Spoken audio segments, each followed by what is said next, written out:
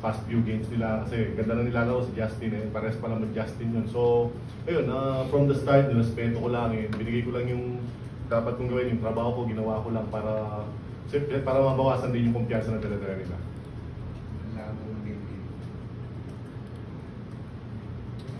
At this point, we're opening the floor to the media. Thanks,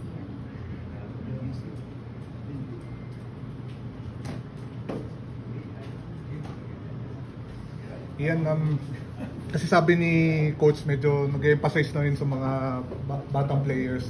Masabi mo lang sa consistency ni Sid Lucero in these first two games and yung impact ni Russell Escoto nung second quarter.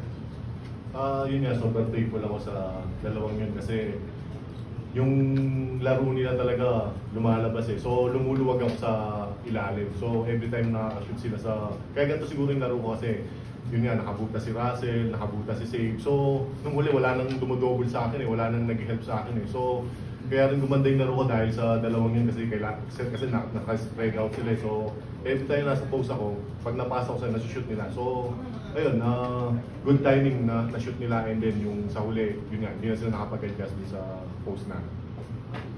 Coach, si Escoto ba, will he have a bigger role this time? Kasi past two conferences, bihira mo siyang nabitin.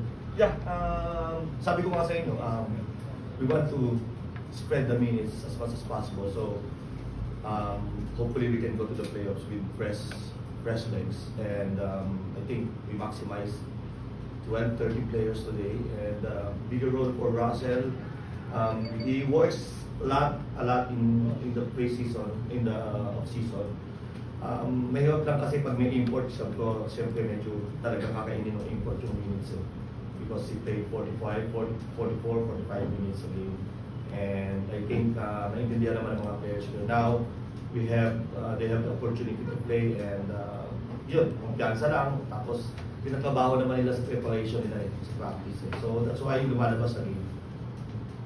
Coach, this is your first 2-0 start since 2024 Commissioner's Cup. Nag 7-0 kayo, nag-finals kayo, and All Filipino 4-0 in 2021 Philippine Cup. Good sign ba to, Coach? Parang aga pa. But of course, a good sign. Hopefully we can do that again. But we just try to take it one game at a time, and we will prepare for our next game, which is I think with San Miguel, and then very malaking game na naman ito para sa amin. And yun lang, we're not thinking about ito muna, siguro one game at a time lang muna. Coach, happy anniversary. Thank you.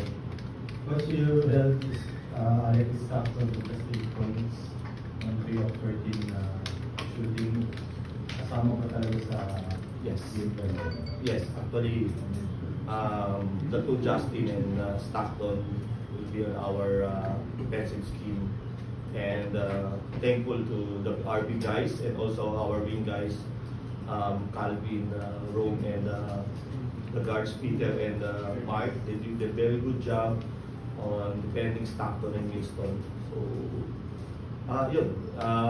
Lagi naman yan. Kung maganda yung depensa namin, we have a good chance of winning the game. So, credit talaga sa lahat ng players kasi pinababaho naman nila. Yeah.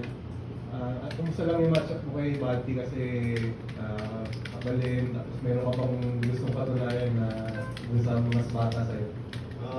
Ayun, sobrang hirap rin pero nakaka-motivate din kasi alam naman natin yung mga pinagdaanan ng mga kung saan siya galing, yung mga nilaro niya sa mga fast league na nilaro niya.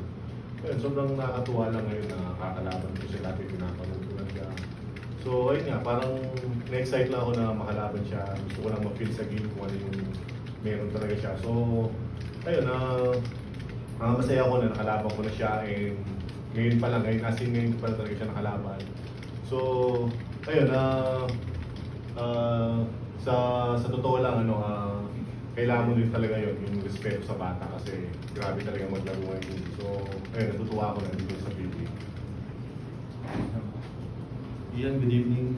Medyo naninibago ka ba that Globe Delta Pineda nasa converge bench na ngayon as assistant coach.